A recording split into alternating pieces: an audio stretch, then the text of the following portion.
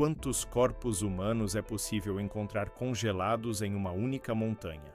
E por que, mesmo sabendo dos riscos, centenas de pessoas continuam tentando escalar o Everest todos os anos. A resposta não está apenas na altitude, no frio extremo ou na fama do cume mais alto do planeta. Está em algo mais profundo e talvez mais perturbador, que envolve ambição, sobrevivência e uma silenciosa aceitação da morte.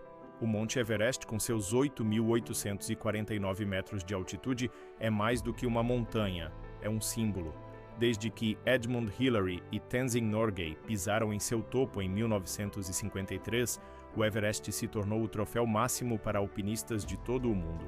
Mas o que começou como uma conquista épica, logo se transformou em uma indústria multimilionária, alimentada por agências de expedição, patrocinadores e uma crescente demanda por experiências extremas. O Nepal, país que abriga o lado sul da montanha, depende economicamente do turismo de aventura.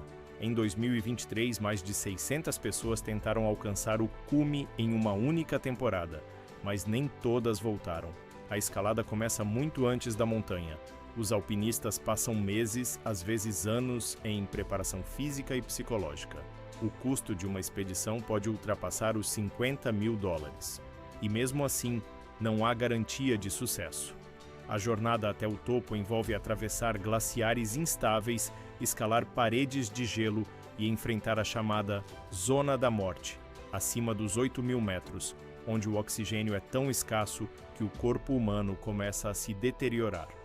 Jeremy Windsor, médico e alpinista, descreve a sensação como respirar com apenas 25% do oxigênio disponível ao nível do mar. Nesse ambiente, pensar claramente, comer ou até se mover se torna uma batalha contra o próprio corpo. Mas o que acontece quando algo dá errado? Quando uma tempestade inesperada atinge o acampamento, quando o oxigênio acaba, ou quando alguém simplesmente não consegue continuar? A resposta é brutal. Os resgates no Everest são raros e extremamente perigosos. Helicópteros não conseguem operar com segurança acima de 7.000 metros, e os guias, conhecidos como Sherpas, já estão sobrecarregados com o peso das expedições. Em muitos casos, tentar salvar alguém significa colocar outra vida em risco. É aí que entra a regra não escrita. Na zona da morte, os corpos ficam onde caem. Essa norma silenciosa é conhecida por todos os alpinistas experientes. Bonita Norris, recordista britânica que chegou ao topo em 2010, relata ter visto cadáveres em diversas montanhas. Durante o montanhismo, você ocasionalmente e tragicamente encontra pessoas que perderam suas vidas, e é algo que eu já vi de perto em diversas ocasiões, disse ela em entrevista recente. O corpo mais famoso é o de Tsewang Paljor, conhecido como Botas Verdes, morto em 1996. Seu cadáver, com as botas verdes ainda visíveis, se tornou um ponto de referência na trilha para o cume. Estima-se que mais de 330 pessoas já morreram tentando escalar o Everest. Cerca de 200 corpos permanecem congelados na montanha, visíveis aos que passam por eles. Alguns estão sentados, como se estivessem descansando. Outros estão caídos em posições que sugerem agonia. E há aqueles que, como David Sharp, agonizaram por horas enquanto outros alpinistas passavam por eles sem poder ou querer ajudar. O caso de Sharp gerou polêmica mundial. Ele estava em estado crítico e, mesmo após receber oxigênio de uma expedição, acabou sendo abandonado. Suas últimas palavras foram registradas por uma câmera. Meu nome é David Sharp e estou com a Asian Trekking. Tenho muito sono. A presença desses corpos levanta questões éticas profundas. Até que ponto vale a pena arriscar a vida por uma conquista pessoal? E o que isso diz sobre nossa relação com a morte? Para os Sherpas, que muitas vezes são os verdadeiros heróis das expedições, a situação é ainda mais complexa. Eles enfrentam os mesmos riscos, mas com muito menos reconhecimento. Muitos carregam cargas pesadas, montam acampamentos e guiam os alpinistas, tudo isso por salários modestos. E quando um corpo precisa ser retirado, são eles que assumem a tarefa, se for possível. Mas isso só acontece em cerca de 1% dos casos. A indústria do Everest continua crescendo. Com o aquecimento global, o derretimento das geleiras tem revelado corpos antes ocultos. E com o aumento do turismo, a montanha enfrenta problemas de superlotação, lixo acumulado e riscos cada vez maiores. Em 2019, uma fila de alpinistas se formou na crista final, causando atrasos fatais. A imagem viralizou, mostrando que até o topo do mundo pode se tornar congestionado. Mas e se você não morrer? O que acontece com o corpo humano após uma escalada bem-sucedida ou quase? A resposta é tão inquietante quanto os cadáveres congelados.